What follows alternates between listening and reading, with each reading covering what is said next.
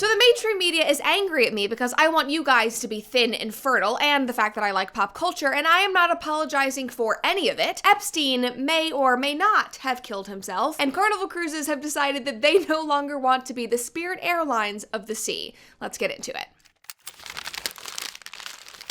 So in keeping with all of the personal updates, I really have nothing to share in regards to the animals and my mom's move. Everything has been relatively calm. We have not had any Alex and sheep chases at 3 a.m. for the last week, which has been great. I definitely have popped more in the last week, so it literally looks like I have swallowed a basketball. Like I am perfectly round everywhere. Like I'm just like waddling around like a little like bowling ball human being. So that has been very fun. We are doing 2 shows in Nashville over the next month because I don't want to get on a plane anymore, but I felt bad because we did nothing in Nashville. So we have those dates at brettcooper.com. I am doing my last bit of traveling this week though, and I will be at a Turning Point event this weekend.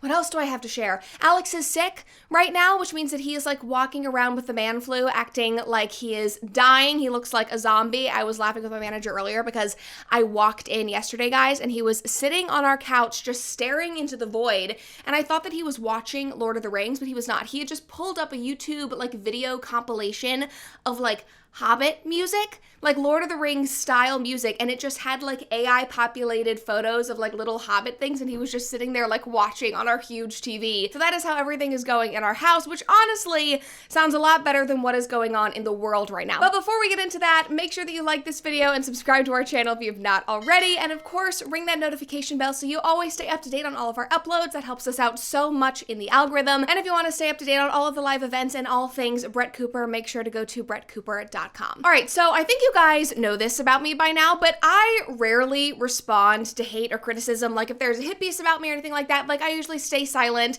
I usually let it wash over. Like I would rather not give it any attention. But there is a specific something that has been going on in the mainstream media right now. Like the same type of article just keeps being written time and time again, and I just keep being included. So I thought that we should talk about it because these hit pieces just keep coming. And the first one actually came out back in April, but again, like I said, I don't usually talk about these, but this headline cracked me up. It says, "The Rise of the Woman Sphere. Brett Cooper, Candace Owens influencing young women to be thin, fertile, and Republican." Like guys, that's basically a backhanded compliment. You're so angry that I want young women to be thin and fertile. Like I'm sorry, that's hot. That's just like objectively a good thing. Who would not want to be thin and fertile? Like that's healthy. That's amazing. Like you guys hate us so much. You hate my values and the way I vote and who I am so much that you would rather die on the hill of being fat and infertile. Like that's really how you want to go down. Like I'm so glad that you have put that all out there. I'm so glad that you are saying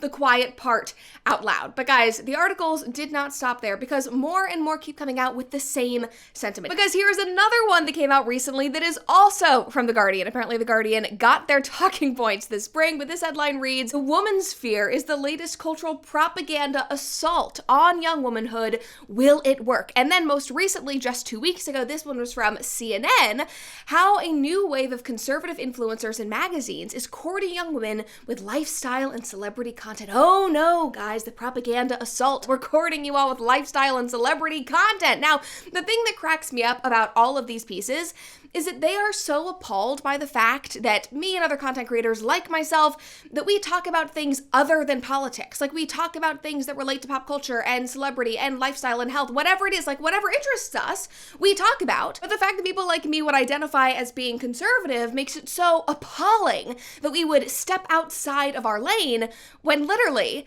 that is what they have been doing for years. And what is hilarious in that CNN article is that they interviewed a bunch of women at the top of the piece who were interacting with EV magazine content on social media. So they would say like, "Oh, you know, I agreed with their take on X, Y, and Z, and I thought that they had a funny post about this celebrity thing, and then I looked at their page and I was horrified because I saw Trump, I saw right-wing content, and I could not believe that this was on my algorithm. I could not believe that I had been bamboozled by these right-wing content creators." They literally said, "I found what they posted to be hateful and trying to trick people into reading their views." Okay, God forbid you have to interact interact with something that maybe is not perfectly aligned with your worldview. Like, Evie Magazine is not trying to trick you. Sorry, their content actually is not all about you. It's for their readers who, shockingly, are interested in things other than just Donald Trump and conservative politics. Their viewers and their readers are also interested in Johnny Depp, in Blake Lively, in Timothée Chalamet and Kylie Jenner, and what that means for celebrity relationships. Like, they are women who are interested in female things. That is not an attack on you. Like, literally, the world does not revolve around you, and not everything has to succumb to your worldview. And also, this is just so funny because how do you think we all felt when we spent years reading Teen Vogue magazine or 17 or Cosmopolitan, just wanting to read about some celebrity gossip or, figure out the nail color of the season, and suddenly we were assaulted by, as you want to say, propaganda of gender and sexual identity and hit pieces on Trump, when literally we were just trying to read about some celebrity that was in the news? Like, isn't that basically the same thing? And you guys obviously totally stand behind those publications and that kind of journalism, but when we do it, then it's a problem? You guys laid the groundwork. You laid out the formula, and magazines like Evie are simply following suit. Like, I'm sorry, maybe it's just the Libra in me, but the scales are officially balanced as Balance of Nature supplements. Now, as you guys know, I am always looking for new ways to stay on track of my wellness goals, and Balance of Nature always makes it easy. Their supplements are made with ingredients like whole apples, spinach, mango, and turmeric, real foods that I actually recognize. And I love how convenient it is to add more fruits, veggies, and spices to my routine without overthinking it. Because let's be honest, I never actually have the time to eat all of the fruits and vegetables that I need on a daily basis, and that is where Balance of Nature comes into play. Just visit balanceofnature.com or call 1-800-246-8751 and use code Brett to get a free fiber and spice supplement plus 35% off of your first preferred set with free shipping and a money-back guarantee. Start your health journey with Balance of Nature today. Again, that is balanceofnature.com. Use code Brett at checkout. Now, back to the point and back to these hit pieces. I know that I just spent a while talking about Evie Magazine, but I was included in all of these articles, all of these hit pieces, and the thing that they were really angry about in regards to me was also the fact that I would cover pop culture, because in their minds, me talking about celebrity things or JoJo Siwa or what's going on in Hollywood XYZ is my way of, like, ensnaring young women. Like, I'm sorry, but sometimes, objectively, I am just more interested in JoJo Siwa and her new relationship and the fact that she looks healthy and happy and is no longer humping a beach in her music video than I am in what bill Congress is trying to pass. I'm a 23-year-old woman. A lot of times, I would rather log off of X and go watch a reality show. That does not make me evil. This is not part of some master plan. If you like my content and you also agree with my political takes, that's great. If you like the pop culture content and you don't agree with me politically, that's also great. I'm not here to change your mind. I'm here to have a good time. I'm here to talk about my values and my opinions and talk about what interests me. Like, it's really, I don't have the time to put together some kind of strategy, CNN. Like, I promise you, this is not some grand thing that I have put together. But since all of these hit pieces are so interested in what I have to say on pop culture and entertainment, then let's just go ahead, let's dive right in, and let's talk about the new Superman movie, because that has made quite the splash on social media. And all of this started, and it gets political. So there you go, CNN. Gets political. But it all started when the director of the new Superman movie, James Gunn, did an interview with the Times of London back in February to promote the film. And just so you know who we are dealing with here, this is the same James Gunn who made vulgar jokes about Trump, who compared him to Hitler, and then was fired by Disney because of social media posts about pedophilia and the Holocaust. So obviously we are dealing with a great guy here, for sure. Just wanted to lay out that context and that foundation. Now, clearly, James Gunn did not learn from every other director over the past decade or so that took a classic film that taught traditional, good, wholesome values and turned it into a piece of garbage that no one wanted to see, because here is what we all can look forward to in this movie. Just listen, here we go. A 10-minute scene that just features Clark and Lois talking about geopolitics and whether Superman should have stopped a war. It is exactly how to make a superhero movie to engage adults. I'm sorry, we literally deal with geopolitical debates on a daily basis on the news, on X, on Facebook, on Blue Sky, wherever the frick you are on social media. That basically consumes our brain cells 24/7. The way to engage adults in 2025 is to give them an escape. You want them to be able to go into a movie theater and get their overpriced bag of AMC popcorn and sit down and just forget about the world for 2.5 hours. Make it like Top Gun or Twisters, where they can escape into a world of heroism and inspiration and patriotism. It doesn't even need to be patriotic. I mean, it's Superman, so it probably should be a little bit patriotic, but give them something to aspire to that is not the real world. Like, I'm sorry, yes, we are engaged in geopolitical debates on social media. That does not mean that that is what we want when we spend $18 or whatever it is to go see an IMAX movie.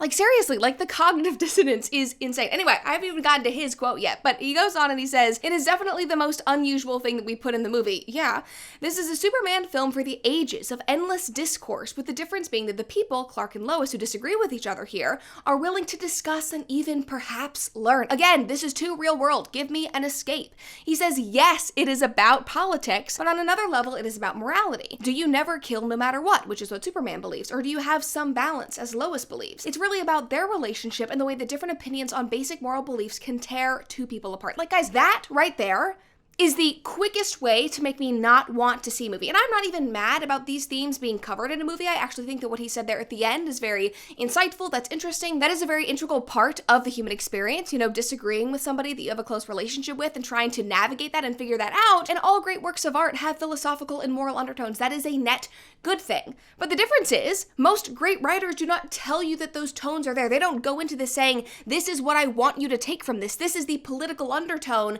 that I am going to force feed you. It's like a comedian explaining his joke or a magician explaining how he did a trick. Like, we don't need that. Just let it go unsaid. Let the magic and the story speak for itself. That is the problem that I see with most of Hollywood right now, is that they are like hitting you over the head with this gavel of morality and, you know, political messaging. Like, just let us enjoy the movie. I really don't care about your ideology. I just want it to be compelling, and I just want to freaking escape. He goes on to say, I mean, Superman is the story of America, an immigrant that came from other places and populated the country, but for me it is mostly a story that says basic human kindness is a value and is something that we have lost. I ask if he has considered how differently the film might play in, say, a blue state, New York, aka Metropolis, and Kansas, where Kent grew up. Yes, it plays differently, Gunn admits, but it's about human kindness, and obviously there will be jerks out there who are just not kind and will take it as offensive just because it is about kindness, but screw them. And of course, this is a classic thing. We have seen this for years now. If audiences don't like your movie, if they don't get it, they are the problem. They're the bigots. They're backwards. They are not progressive enough. It's not that your movie is objectively bad and didn't reach them. It is that they just aren't ready for it. Like, I'm sorry, but sometimes it is actually just the movie. Now, like I said, all of that came out in February. He has only leaned in more, especially with everything going on with Trump and ICE right now. He is really leaning into the fact that this is an immigrant story that you need to get behind, and he even went so far as to get his family involved, because at the premiere last night, James's brother, who is an actor, Sean Gunn, he is in Gilmore Girls, which obviously I love. I grew up watching Sean Gunn, so this was a painful video to have to consume, but he doubled down on behalf of his brother, and he said this. Take a watch. It is exactly what the movie is about, I think, that, like, we support our people, you know? We love our immigrants. We love, yes, Superman is an immigrant, and yes, the people that we support in this country are immigrants, and if you don't like that, then you're not American. Oh, great. Perfect. Thank you, Sean Gunn. Thank you for that prolific, profound statement. You can even see in the video, he's like grasping at straws. He's like, I know I need to make some political statement. My brother's movie isn't really getting the best reviews, so how can I make this as political as possible? You just have to love immigrants, and if you are not loving immigrants, then you're not American. Like, dude, that's not even the point right now. That's not even what is going on in the world right now. Like, most people support legal immigration. We understand that this country was built on the backs of immigrants. It is made incredible by the fabric of immigration in our country. Most everyone agrees with that. But what we do not support, what we are fighting against right now, is unchecked illegal immigration, which hurts a society in every single way. There is a distinction there. There is a grave, grave difference that you guys seem to not be able to comprehend. Now, my friend Cogman, who I love, he just posts great things about comics and movies on X, but he said, Superman loves America. This is how he's different. He fully assimilated into the country, and he upholds the rule of law, the bare minimum that illegal aliens are not willing to do. Sorry, James Goon, the quintessential American superhero is not a poster boy for your left-wing politics. True. No matter how you massage and mold and rearrange the pieces of Superman, he will never be that for you. And all of this is just especially ridiculous because Superman is a story at its core about a refugee written by the children of refugees who fled Russia, which is not the same as the mass illegal immigration that we are dealing with in our country, especially from cartel and gang members who do not uphold the rule of law, who do not assimilate, who do not even learn our language and go around dealing drugs and murdering people out in daylight on our street. That is not the same as Superman. And if you think it is,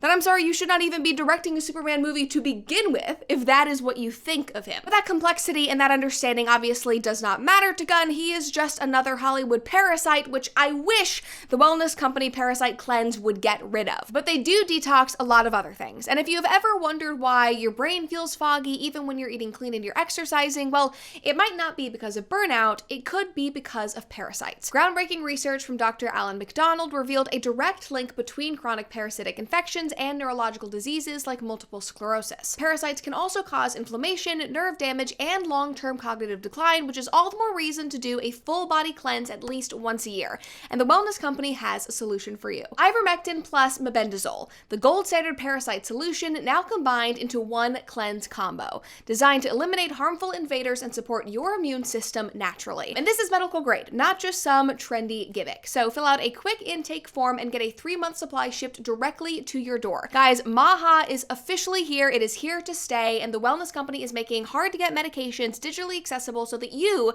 can live your best healthy life. So head to twc.health/Cooper and use code Cooper at checkout for $90 off plus free shipping on all orders. So start cleansing your body today. And after you've cleansed your body, it's time to start invigorating your mind with Grand Canyon University. Grand Canyon University, which is based in the beautiful Phoenix, Arizona, equips students to serve others, create impact, and live out their calling in a way that honors God and transforms communities. With over 340 programs and flexible options like online, on-campus, and hybrid, GCU will truly meet you where you are and help you pursue your academic, personal, and professional goals. So start finding your purpose today at Grand Canyon University. It is private, it's Christian, and it's affordable. Visit gcu.edu today to learn more. Again, that is gcu.edu today to learn more. Now, back to Superman. The movie officially hits theaters July 11th. If any of you guys go, I can't wait to hear what you think. You'll have to give me your reviews and see how they stack up to the critics and the ratings. And it's honestly just so disheartening that this movie is so clearly politically motivated and that is the messaging that they are running with because,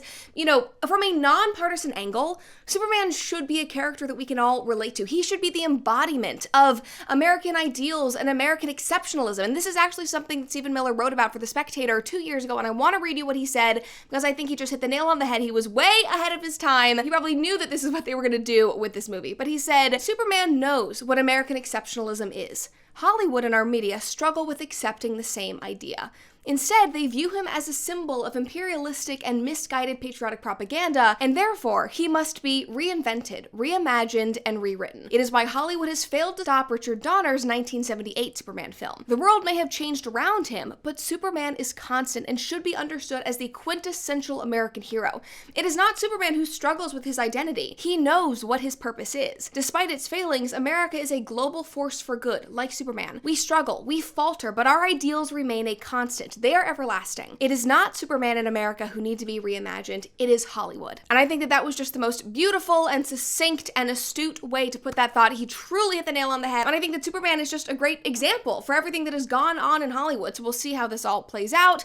But I don't think that that simple fact is something that James Gunn understands. Unfortunately, just like how the Trump admin doesn't seem to understand why Americans are so freaking pissed off this week. And guys, it is because we are tired of being lied to and used and gaslit, and we want you to be better. We hoped that you would be better, especially when dealing with the Epstein files, or apparently lack thereof. So let's just go ahead and address the elephant in the room, because Donald Trump ran on this idea that he was going to be completely transparent, that he was going to release the Epstein files, he was going to release all the Diddy thing, like everything, the whole deep state was going to be exposed. We were all going to have complete information about what was going on behind the scenes in our government. And a lot of people obviously believed him. They were hoping for that, and they have been wanting to hold him accountable. And for months since the inauguration, the Trump team has been saying, yes, we are getting there, we are working through all of this. In fact, just a couple of months ago, as I'm sure you guys remember, they literally did an entire campaign releasing parts of these files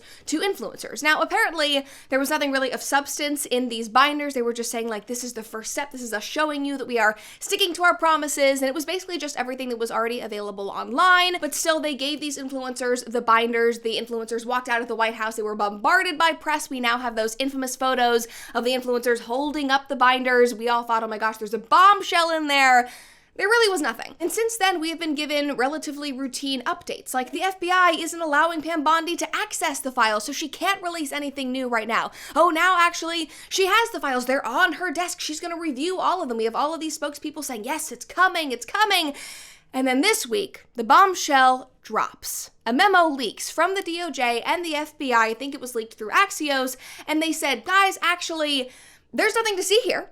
There's no list. There's no client list. We really don't have any files. We know that there are victims, but we don't really have any files. And so actually, we are simply closing the Epstein case. We're not going to investigate it any further. There's nothing here. We are closing the entire case. There were apparently 1,000 victims, but yeah, no client case. It was just Epstein. He didn't blackmail anybody. He actually wasn't murdered. He did, in fact, commit suicide in his cell back in 2019. And obviously, everyone on the internet lost their damn minds. Everyone on both sides of the aisle started freaking out and blaming the admin because, again, like I said, they ran on this idea of transparency, of getting everything out to the American people. And so to refresh our memories, let's just walk through some of the things that they have said over the last 6 months. First of all, Alina Habba, who is an attorney and a Trump spokesperson, said on air that they had the files, the flight logs, the names, and the victims. Just take a watch. We have flight logs, we have information, names, that will come out. Is it going to be shocking? I don't see how it's not shocking that there were so many individuals that were hidden and kept secret and not been held accountable. Let's talk about the reverse. I believe in accountability. So you have to now go through your process. Guys, that was in February. She said information, names, flight logs, that there were individuals that were never held accountable, that should be held accountable, and that it would shock us. And now, however many months later, we have nothing. The case is closed. Nothing. There's nope, it was just Epstein. Like, I'm sorry. Do you really expect the American people to believe that when your spokespeople were on air saying this, and it wasn't just her? Soon after, Pam Bondi said that the Epstein files were on her desk for review. Take a watch. DOJ may be releasing the list of Jeffrey Epstein's clients. Will that really happen? It's sitting on my desk right now to review. That's been a directive by President Trump. It is on her desk for review. Do you have the list of clients? It is on my desk to review. Now, it is definitely plausible that she did have files on her desk to review, and she reviewed them, and there were no names. Maybe it was like the Diddy case where there were a lot of people linked to Epstein, but they were not actually involved in the trafficking that he was doing. However, now the White House is attempting to rewrite history and saying that she never actually had a list to review in the first place. Listen to Caroline Leavitt's response to Peter Doocy just yesterday. So what happened to the Epstein client list that the Attorney General said she had on her desk? Well, I think if you go back and look at what the Attorney General said in that interview, which was on your network on Fox News. Got the quote. Go ahead. John Roberts said, DOJ may be releasing the list of Jeffrey Epstein's clients. Will that really happen? And she said, it's sitting on my desk right now to review.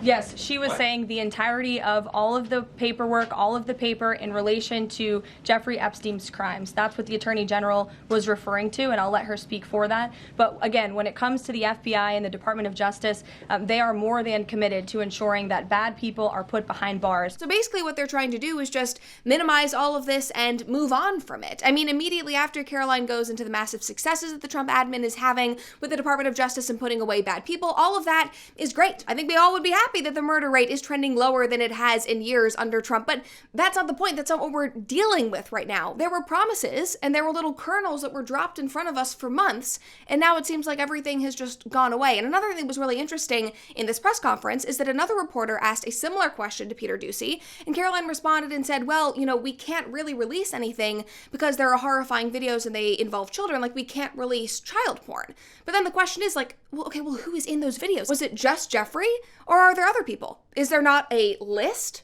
But there are people that are on camera. Like, it's just like there's so many unanswered questions. And the fact that this has all just been shut down with one memo, like, go away, don't talk about it anymore, we're moving on, is obviously going to piss off the American people. And it's unfortunate because they might actually be telling us the truth. There might actually be nothing there except Epstein. But the way that all of this is being handled makes it look like they have something to hide. Like, even going back to the night that Jeffrey Epstein died in jail. Like, ever since his death, the government and the media has made it very clear that the cameras were not working that night, that they could not see what was going on. Everyone reported that fact, including the FBI. It was on Fox News, it was in the New York Times, it was on BBC. Everybody recorded this fact that the cameras malfunctioned, something happened. They could not determine whether somebody had come in and out of his cell to not rule it a suicide. Now, conveniently, in 2025, years later, they apparently have 10 hours of footage that they just released to supposedly show that nobody entered his cell. Now, there also is a 1-minute discrepancy, apparently, like almost as it hits midnight, where it just completely skips and there's a minute that is missing, which they don't have an answer for. But like, where did you get this footage in the first place? Now, apparently the camera is in a different location and it wasn't like exactly over his cell, but the story was that there was no way to tell. That there were no cameras that were working, that it was this crazy conspiracy. Like, how? How did this all happen? You let us believe that. The media led us astray. And now you're just going to drop these 10 hours of footage and go, oh, there it is. And you're just going to expect that people are going to have questions, that they're not going to be critical or be concerned at the way that all of this like played out. And also, what about the infamous little black book? And if you don't remember, Ghislaine Maxwell was Jeffrey Epstein's partner in crime, literally his on and off again girlfriend, the woman who actually trafficked these young girls. And a huge part of her case was whether or not her little black book full of contacts would be used as evidence. I mean, here are a couple of articles. This one is from 2019, another from 2021, another later, about this alleged client list. Sealed Jeffrey Epstein court documents name at least 1,000 people. A judge must decide whether to release them. What to know about the contacts book that could be crucial to Ghislaine Maxwell's trial. Here's another one, Ghislaine Maxwell's little black book to remain secret in court deal. Now, in the end, to be fair, the reason why she's behind bars for 20 years, what her case was actually about, was just about Jeffrey and her trafficking women to him and him alone. But we were told that there were others out there. We were told that there was this list of contacts we've been told for years. And some of the defendants, even in her case, talked about the other clients and the people that they were trafficked to. But apparently, guys, according to the admin, according to the FBI and the DOJ, there's nothing there actually with any of it. And again, guys, the Trump administration could very well be telling us the truth. They could have reviewed all of the files. They could have unsealed them and seen, okay, actually it really was just Jeffrey. The media could really have turned this into something that it's not over the last decade. They have been known to do that, obviously. But you have to admit that this does look fishy considering everything that they said was on their desks just a few months ago. So then my question is, like, were your wires crossed? Like, did you lie? Did you exaggerate? Did something happen and you are now not allowed to give us the client list? You're not allowed to share any of this information? Like, was Jeffrey Epstein really a foreign asset and that information can't get out into the world? Like, it is seeming more and more like that's plausible. Who knows? Like, by just shutting this down, you are actually just fueling more and more conspiracies. But what I do know for fact is that this is not the right way to handle it. And Trump's response on Tuesday did not help in the slightest. And I usually think that he is great with the media. I think that his responses are great. This really just did not work. And honestly, it's pissing off everyone. Take a listen. Hey, Pam, could I just interrupt for 1 second? Are you still talking about Jeffrey Epstein? This guy's been talked about for years. You're asking, we have Texas, we have this, we have all of the things. And are people still talking about this guy, this creep? That is unbelievable. Now, the thing is, Trump isn't really wrong. There are a lot of things going on in the world that are requiring his attention. There was an awful tragedy in Texas that took the lives of so many young girls and families. That is obviously what he is focusing on right now. But the Epstein stuff, that's a pretty big deal. You guys just dropped it on a random Monday evening and expected everyone to just brush it under the rug and move on because there are other issues, when this is something that you campaigned on and ran on. So to be this flippant and to go, you're still talking about this guy? Yes, because based on what your administration said, based on what the media has told us, based on everything that was dangled in front of us for years, we were expecting explosions. As your spokesperson said, we were expecting shock. We were expecting transparency in how the deep state or the government is run. And now we're just, nope, we're closing the case, we're moving on. So yeah, that's going to make a lasting impact. People are definitely still going to be talking about this less than 24 hours later. And I'm sorry, but you can't attack or shame people for feeling betrayed or confused when the government and the media have fueled these conspiracy theories, if you want to call them that, for years and years. And again, I feel like I can't say this enough, but like maybe what Trump's DOJ and the FBI is saying is accurate, but the American populace is not going to believe it that easily. It just does not add up. It doesn't make sense, especially when you look at the way that his administration has rolled out the information over the last 6 months. So if nothing else, to the people in government, take this as a lesson. Do not fuel the fire for a decade. Do not encourage speculation and conspiracies. Do not dangle things in front of Americans, hand out binders to influencers, do photo shoots, and then just randomly close a bombshell case and say, actually, we have no information, case closed, done, move on, don't talk about it. Why are you still talking about it less than 24 hours later? Like, the least that you could do is acknowledge the fact that people are going to be concerned. The least you could do is acknowledge how random and weird this is. Like, yes, actually, I know that this is what the government has been saying, that this is what the media has been saying for years. We are as surprised as you are. But there's none of that. So obviously people are going to be concerned. Like, no wonder people are pissed this week. And it's not just at Epstein, it's not just at the Trump administration. Carnival Cruises, my friend, is also under fire. And the reason for this is honestly shocking, because all Carnival is trying to do is provide a more elevated experience for their passengers. So these are some of the new rules that they have announced for passengers on board their cruises. These are the most controversial. Now, number one, marijuana, including cannabis and its derivatives, are unlawful and strictly prohibited on board. Very controversial, apparently. All speakers and radios are prohibited and will be confiscated. Handheld fans like this are not permitted in the nightclub or in any indoor dance floor, and that's because there's a very popular dance that involves fans. And then lastly, guests 17 and under must be out of public areas by 1 a.m. unless accompanied by an adult 21 years of age or older from their traveling party. Like, guys, again, these are the most controversial of the new rules. Like, all of this seems fine. If I am on vacation, I don't care if you call me a Karen, I do not want to smell your pot. I do not want to hear you blasting your music in public spaces from your Bluetooth speaker, and it is literally safer for minors to have a curfew. 1 a.m. is like the most lenient curfew on planet Earth. This is better legally for Carnival Cruises because I'm sure that it was a liability to have 15, 16, 17-year-olds running rampant around their cruise ships at 3 a.m. in the morning doing God knows what. Like, this all makes sense. I see no problem here, but guys, the Black community does. They are very, very upset. These are racial attacks on the Black community coming from Carnival Cruises. Just take a look at these videos. Here you go. Carnival Cruise Line does not like Black people, and they don't want Black people taking their cruises, okay? It started off with the speakers telling people that they can't bring speakers no more. Why would you not want people to be able to bring speakers and listen to their own music? Have you been on a subway? Have you taken public transportation? That's why. Put them away. It's literally that simple. Anyway, now Carnival has banned rap music on their cruises. Now, I've been seeing little posts here and there the last couple of days that Carnival is not playing rap music in the clubs no more. Now, y'all tell me, a place that does not allow rap music and rap music only, no other type of music is not allowed to be played but rap music. Y'all, please tell me, what is the demographic of people that they're trying to keep away? All right, here's another. One of my friends is turning 30 and he's never been on a cruise. He doesn't have a passport, so do not suggest flying somewhere. So he's never been on a cruise, and he was like, it's my dirty 30. I want to be on a turned up ship. He'd be seeing all the videos of Carnival. He was like, I want to do that. Well, Carnival has decided they want to rebrand. They don't want to be known as the turn up cruise no more, the budget friendly cruise no more. They want to be, I don't know, I guess they want to be royal. Even though when people book Carnival, they know what they are booking. They know they are booking a turn-up cruise, period. Everybody on there is looking to have a good time, party, and have fun. We know what type of people are on there. But these people done banned the fans. They saying no more hip-hop music. So, child, that was the whole purpose of us going.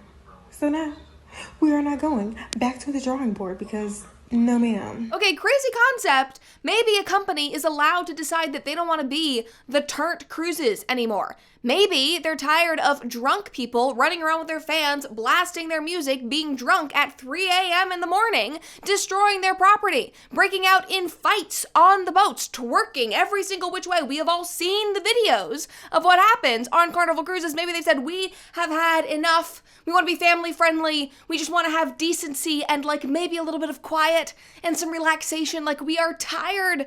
A company is allowed to do that. And I know that I just showed you 2 different TikTok videos, but it is not just on TikTok. There are now entire think pieces online, people reporting that what Carnival is doing is racially motivated. So now it's racism. Why? Well, because Black people apparently saw themselves in these rules. Better yet, they probably saw these videos, which is probably why Carnival is implementing these rules in the first place. Watch this. Oh, I better back it up. World Star! World Star! Back up, my man, back up. It's going down. Hey. This is a full fight that broke out on a Carnival cruise. Welcome to the motherfucking cruise.